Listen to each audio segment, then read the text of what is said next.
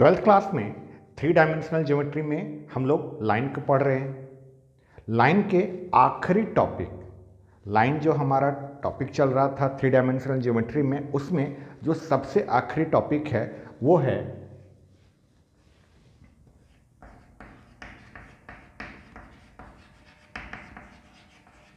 Perpendicular distance of A point from A line. Perpendicular distance of A point from A line यानी एक दिए गए बिंदु से एक दी गई रेखा के बीच की लंबवत दूरी ज्ञात करना है। यहां पर दो चीजें हैं, हमें एक पॉइंट गिवन रहता है और हमें एक लाइन गिवन रहती है। एक बिंदु दिया हुआ रहेगा और एक रेखा दी गई रहेगी। जरा सोचिए, अगर हमें एक पॉइंट दिया हुआ है और हमें अगर एक लाइन दिया हुआ है और हमें अगर बोला जाए कि इस पॉइंट से इस लाइन के बीच का जो डिस्टेंस है, इस पॉइंट से इस लाइन के बीच की जो दूरी है वो दूरी ज्ञात कीजिए, तो ये दूरी जो होता है ये इस पॉइंट से इस लाइन पर जो हम परपेंडिकुलर डालते हैं, जो हम लंब डालते हैं, उस लंब की लंबाई उस परपेंडिकुलर का लेंथ होता है। अब ये चीज़ आप पहले से जानते हैं कि अगर हमारे पास एक पॉइंट गिवन है तो इस पॉइंट से एक लाइन पर हम सिर्फ और सिर्फ एक ही परपेंडिकुलर खींच सकते हैं। किसी भी एक बिंदु से किसी एक रेखा पर हम सिर्फ और सिर्फ एक ही लंब खींच सकते हैं। हमको इसी का लेंथ निकालना रहता है। अब यहाँ पर बात क्या है, हम इसके दो केसेस बनाते हैं। दो केसेस में पहला केस ये होता है कि ये पॉइंट जो है, ये पॉइंट है और ये हमारा लाइन है। पहले केस में क्या होता है कि लाइन का इक्वेशन जो है ये वेक्टर फॉर्म में रहेगा। ये जो हमारा लाइन है ये वेक्टर फॉर्म में रहेगा। अब अगर लाइन हमारा वेक्टर फॉर्म में रहेगा तो वेक्टर फॉर्म में लाइन का इक्वेशन ऐसा होता है, और ये पॉइंट जो है ये पोजीशन वेक्टर के फॉर्म में होगा।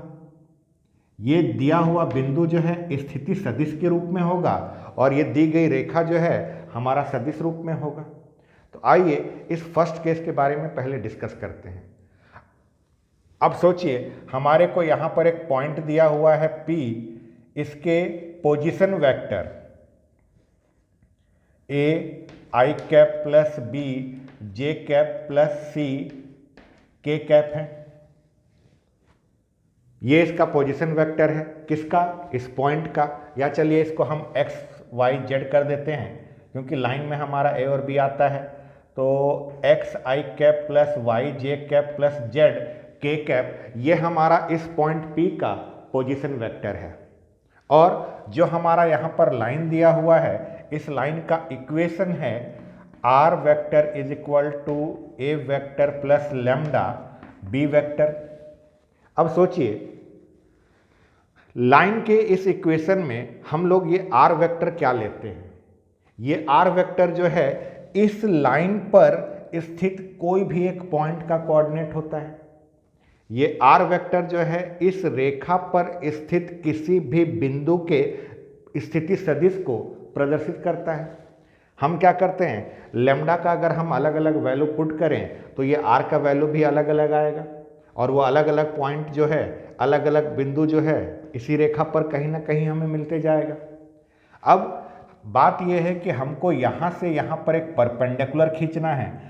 चलिए, हमने यहाँ से यहाँ तक एक परपेंडिकुलर, एक लंब खींच दिया, और ये परपेंडिकुलर जिस पॉइंट पर आकर लाइन पर मिला है उसके पॉइंट को हमने L नाम दे दिया। यानी L वो बिंदु है जहां से ये परपेंडिकुलर आके इस लाइन पर मिला है। हमें इसी PL का लंबाई निकालना है। तो इस PL की लंबाई को निकालने के लिए सबसे पहले हम क्या करते हैं कि इस लाइन पर ये L पॉइंट है, ये L पॉइंट जो है दरअसल इसी लाइन पर है। तो हम क्या कर लेते हैं कि इस पॉइंट L का कोऑर्डिनेट्स निकालते हैं। इस बिंदु L के निर्देशांक को हम ज्ञात करते हैं। कैसे? आप सोचिए ये आर वेक्टर अपने आप में क्या प्रदर्शित करता है। ये आर वेक्टर जो है अपने आप में किसी पॉइंट के, किसी एक पॉइंट के पोजीशन वेक्टर को रिप्रेजेंट करता है। थोड़ी देर के लिए हम मान लेते हैं कि लैम्डा का दुनिया में कोई ऐसा वैल्यू होगा जिसके लिए ये आर वेक्टर जो है इस पॉइंट एल का ही कोऑर्डिनेट्स बन जाए। तो इस तरह से बिंदु एल के जो निर्देशांक हैं, बिंदु एल के जो निर्देशांक हैं वो हम इस आर वेक्टर से रिप्रेजेंट करवा देते हैं।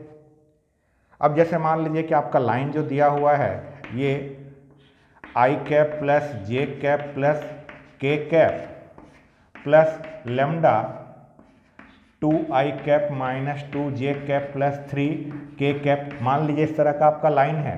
तो आप क्या करिए, लेमडा को पहले इसमें मल्टीप्लाई कर दीजिए। लेमडा को मल्टीप्लाई करने के बाद आई वाले को एक साथ रखिए, जे वाले को एक साथ रखिए और के वाले को एक साथ रख लीजिए। तब यहाँ से r vector is equal to आपको दिखेगा 1 plus 2 lambda i cap plus 1 minus 2 lambda j cap plus 1 plus 3 lambda k cap. और ये हमारा ये आर वेक्टर को रिप्रेजेंट कर रहा है। और ये आर वेक्टर अपने आप में क्या था, ये आर वेक्टर जो है किसी भी एक पॉइंट का, किसी भी एक बिंदु का निर्देशांक है, स्थिति सदिश है। यानी ये उसके x वाला पार्ट को रिप्रेजेंट करेगा, ये उसके y वाले पार्ट को रिप्रेजेंट करेगा और ये इसके z वाले पार्ट को रिप्रेजेंट करेगा। किसके? इस पॉइंट L के।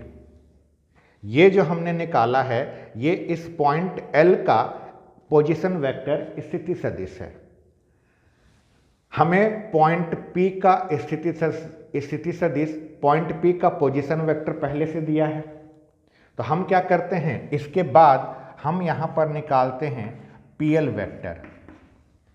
PL को हम सदिश के रूप में ज्ञात करते हैं। तो ये कैसे निकाला जाएगा, position vector of L minus position vector of P से।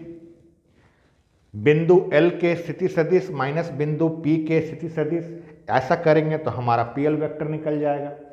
अच्छा, एक बार जब PL जो है हमारा वेक्टर के रूप में आ जाए यहाँ से, तो ये PL जो है एक वेक्टर के फॉर्म में है और ये PL इस लाइन पर परपेंडिकुलर है। अच्छा, इस लाइन के बारे में सोचिए, जब कभी भी हमें वेक्टर इक्वेशन दिया रहता है तो इस वेक्टर इक्वेशन से हमें दो चीज़ें पता चलती हैं। पहला कि ये लाइन जो है इस पॉइंट A से पास हो रहा है और दूसरा ये लाइन जो है इस वेक्टर B के पैरेलल है। यही है, ये दो चीज़ें हमें पता चलती हैं। अब सोचिए, ये जो लाइन आपका दिख रहा है ये लाइन इस B वेक्टर के पैरेलल है और ये लाइन जो है अगर इस पर परपेंडिकुलर है तो यही लाइन B वेक्टर पर भी परपेंडिकुलर होगा। दो पैरेलल लाइंस अगर हैं, दो समानांतर रेखाएं हैं और अगर हमने एक और लाइन ऐसा खींचा कि ये पहले वाले पर अगर परपेंडिकुलर है तो इसको अगर आगे बढ़ा दूं तो ये दूसरे वाले पर भी परपेंडिकुलर ही होगा, क्योंकि दोनों लाइंस पैरेलल हैं। बस इसी कॉन्सेप्ट का यूज करके हमको अब आगे बढ़ना है। यहाँ से ध्यान दीजिए, हमने PL वेक्टर निकाल लिया। PL को हमने वेक्टर के फॉर्म में निकाला है और ये PL वेक्टर जो है इस लाइन पर परपेंडिकुलर है और ये लाइन खुद B वेक्टर के पैरेलल है। तो इसका मतलब कि ये PL वेक्टर जो होगा B वेक्टर पर भी परपेंडिकुलर होगा। वेक्टर में हम लोगों ने ये जाना है कि दो वेक्टर्स अगर एक दूसरे पर परपेंडिकुलर हों तो दोनों का डॉट प्रोडक्ट 0 होता है।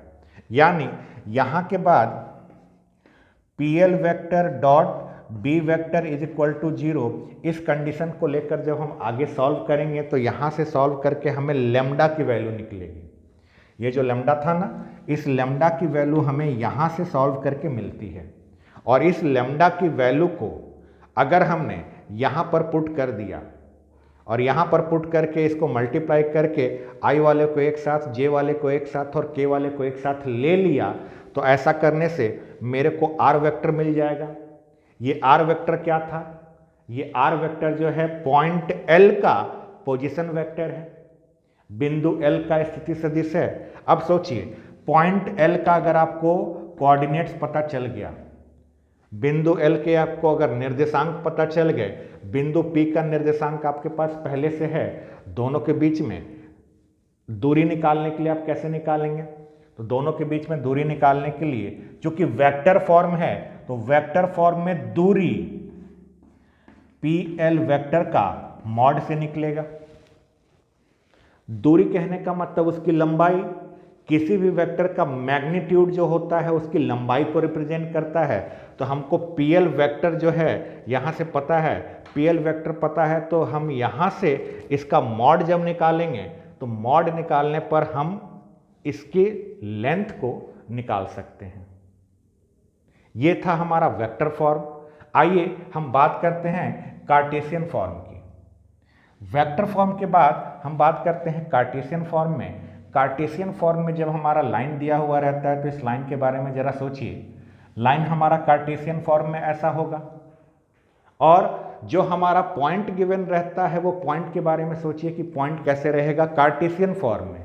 तो कार्टेशियन फॉर्म में पॉइंट जो होगा x1 y1 z1 के फॉर्म में होगा, या एक काम करिए इसको केवल x y z लेते हैं। x y z हम इस पॉइंट को ले रहे हैं क्योंकि हमारे लाइन के इक्वेशन में x1 y1 z1 है। अब सोचिए सेम चीज यहां पर भी हमारा एक पॉइंट है, पॉइंट का नाम हमने P दे दिया, इसके कोऑर्डिनेट्स को x y z दे दिया, और यहाँ पर हमने एक लाइन ले लिया। लाइन का equation x minus x1 upon a is equal to y minus y1 upon b is equal to z minus z1 upon c है। इसके बाद हम क्या कर रहे हैं? इसके बाद हम इस पॉइंट P से एक परपेंडिकुलर खींचने वाले हैं। तो पॉइंट P से जो हमने परपेंडिकुलर खींचा, ये परपेंडिकुलर आकर इस लाइन पर जहां मिलेगा हम उसका नाम L दे देंगे। अब हमें इस L पॉइंट के कोऑर्डिनेट्स को निकालना है, इस बिंदु L के निर्देशांक को हमें निकालना है। क्या आप इस चीज को समझ पा रहे हैं कि ये पॉइंट L जो है इस लाइन पर है, और किसी भी लाइन पर कोई भी पॉइंट का कोऑर्डिनेट निकालने के लिए, किसी भी रेखा पर किसी बिंदु के निर्देशांक निकालने के लिए हम क्या करते हैं? हम जो हमारा लाइन का इक्वेशन होता है इसको लैम्डा के इक्वल मान लेते हैं, और यहां से हम x का, y का और z का वैल्यू निकालते थे। x की वैल्यू क्या हो जाएगी? a lambda plus x1, y की वैल्यू हो जाएगी b लैम्डा प्लस y1, और z की वैल्यू हो जाएगी c लैम्डा प्लस z1।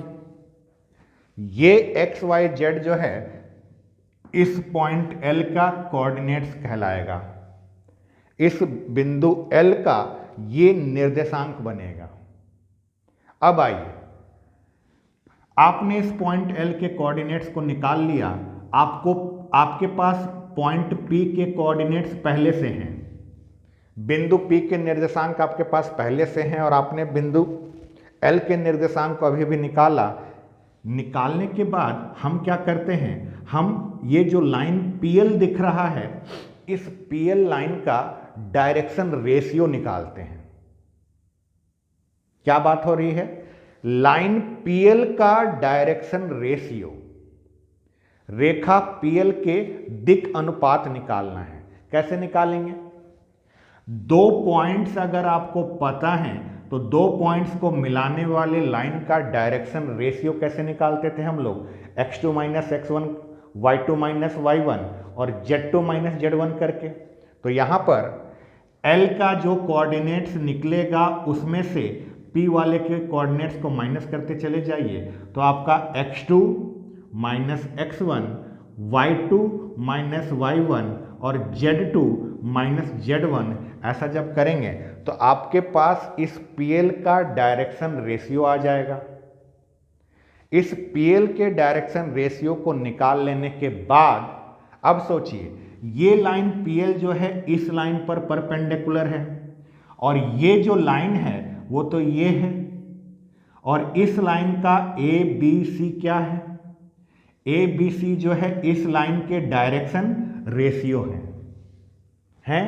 अब आइए ये लाइन का डायरेक्शन रेशियो आपने निकाला, कैसे निकाला? x2 माइनस x1 करके, y2 माइनस y1 करके और z2 माइनस z1 करके निकाला। फिर इस लाइन का डायरेक्शन रेशियो आपके पास ये है, चूंकि दोनों लाइंस एक दूसरे पर परपेंडिकुलर हैं, तो दो लाइंस अगर एक दूसरे पर परपेंडिकुलर हों तो उनके डायरेक्शन रेशियो में a1 a2 plus b1 b2 plus c1 c2 is equal to 0 वाला केस लगेगा। इस केस में a1 a2 b1 b2 c1 c2 को वैल्यू पुट करके सॉल्व करिए। यहां से सॉल्व करने पर आपको लैम्डा की वैल्यू मिलेगी। लैम्डा की जो वैल्यू मिल जाएगी, उस लैम्डा की वैल्यू को अगर आपने यहां रख दिया तो यहां रखने से आपको एक्स वाई जेड मिल जाएगा। ये एक्स वाई जेड कौन सा है?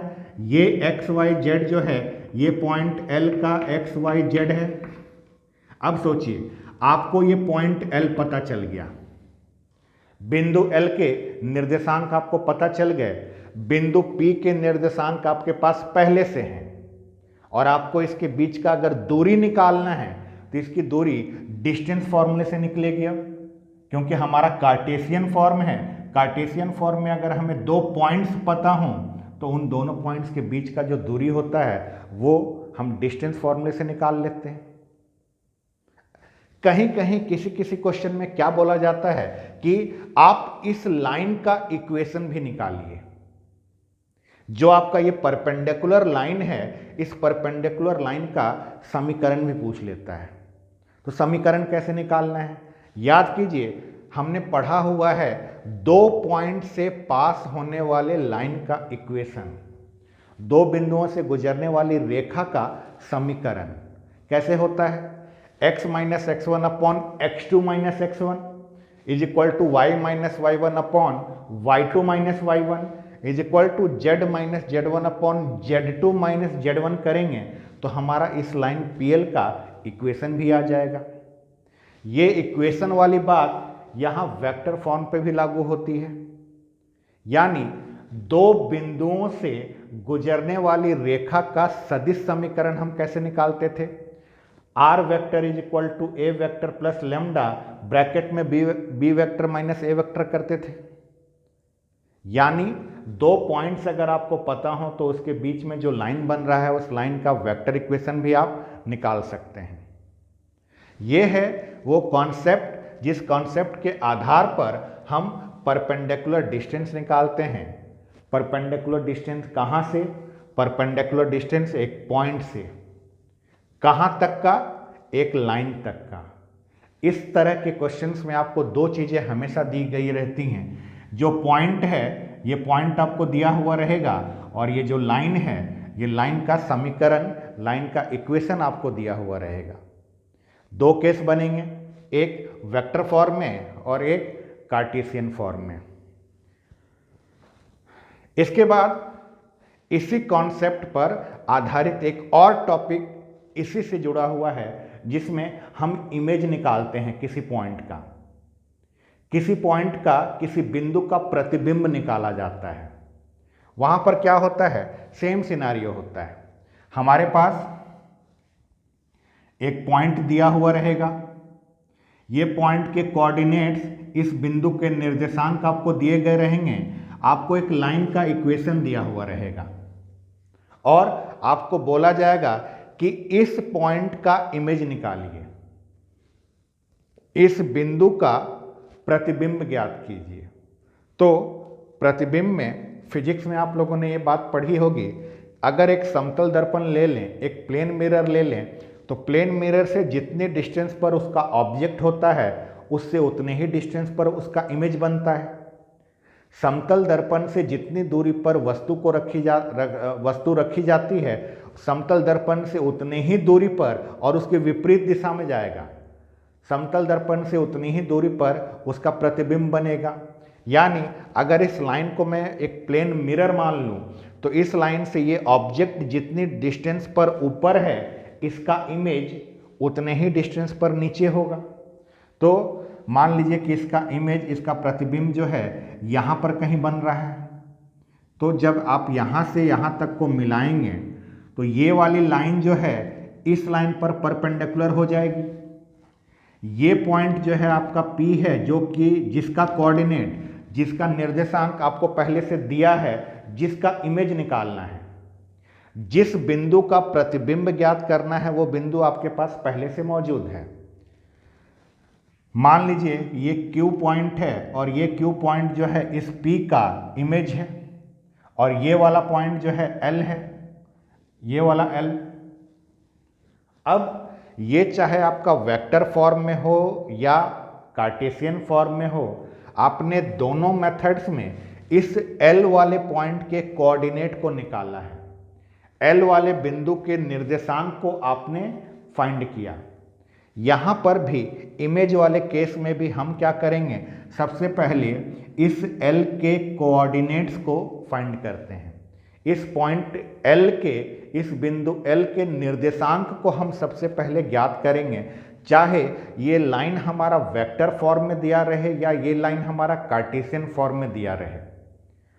वेक्टर फॉर्म के बारे में भी हमने डिस्कस किया था, वेक्टर फॉर्म में भी हमने इस पॉइंट L के कोऑर्डिनेट्स को निकाला था। सेम वही प्रोसेस से हम, अगर ये लाइन वेक्टर फॉर्म में है तो L का कोऑर्डिनेट्स निकाल लेंगे, और अगर हमारा लाइन कार्टेशियन फॉर्म में है तब भी हम इस पॉइंट L के कोऑर्डिनेट्स को निकाल सकते हैं। अब एक बार समझिए, अगर आपको P के कोऑर्डिनेट्स पता हैं, L के कोऑर्डिनेट्स आपने निकाल लिए, तो क्या आप इस बात को समझ पा रहे हैं कि P से लेकर Q तक की जो लाइन है, इस लाइन का L जो है वो मिड पॉइंट है। P से लेकर Q तक की जो रेखा है, इस रेखा का L मध्य बिंदु है। अब ये आपको पता है, ये आपको पता है, ये आपको निकालना है। जो निकालना है, इसको अगर आपने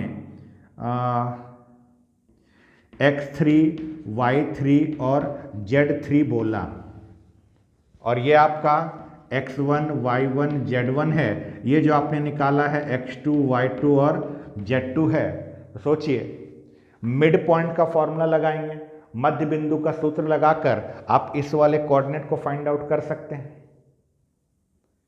यहां पर भी इमेज वाले क्वेश्चन में भी मेन कॉन्सेप्ट इसी का रहता है, परपेंडिकुलर डिस्टेंस का। हां, अब यहां पर सोचिए, अगर पूछ दे कि इस पॉइंट का उसके इमेज से कितना दूरी है, तो इसका मतलब हमको P से लेकर Q तक के डिस्टेंस के बारे में पूछ रहा है। अगर हमसे ये पूछ दे कि ये पॉइंट और इसके इमेज का मिलाने वाली लाइन का इक्वेशन बताइए, समीकरण बताइए, तो देखिए P हमें एक पॉइंट के रूप में पता है, Q भी हमें एक पॉइंट के रूप में पता है। दो पॉइंट को मिलाने वाले लाइन का इक्वेशन हम अच्छे से बना सकते हैं। तो ये जो टॉपिक है, ये हमारा 3 डायमेंशनल ज्योमेट्री का सबसे आखिरी टॉपिक है लाइन चैप्टर के लिए। इस लाइन चैप्टर के बाद ऐसा नहीं कि 3D हमारा खत्म हो रहा है, 3D का एक हिस्सा खत्म हो रहा है लाइन। लाइन के बाद हम प्लेन स्टार्ट करेंगे। लाइन के बाद जो इसमें आने वाला टॉपिक है वो है हमारा समतल, प्लेन। लाइन टॉपिक के अंतर्गत ये इसका आखिरी पार्ट है। इस आखिरी पार्ट में जो है वो हमें एक पॉइंट से एक लाइन के बीच का दूरी निकालना है। अच्छा, एक चीज और, इस पॉइंट से जो हमने परपेंडिकुलर ड्रॉ किया, इस बिंदु से जो हमने लंब खींचा, ये लंब जिस पॉइंट पर आकर मिला है, इस लाइन पर जिस पॉइंट पर आकर मिला है, उसे हमने L से प्रदर्शित किया था, L से बताया था। वेक्टर फॉर्म में हो या कार्टेशियन फॉर्म में हो, दोनों जगह नाम हमने सेम रखा। नाम हमने सेम इसलिए रखा कि कल के डेट में जब हम आपस में बातचीत करें तो L बोलने से आप इस बात को समझ जाएं कि L किसके लिए यूज हो रहा है। इस पॉइंट को फुट ऑफ परपेंडिकुलर भी कहा जाता है।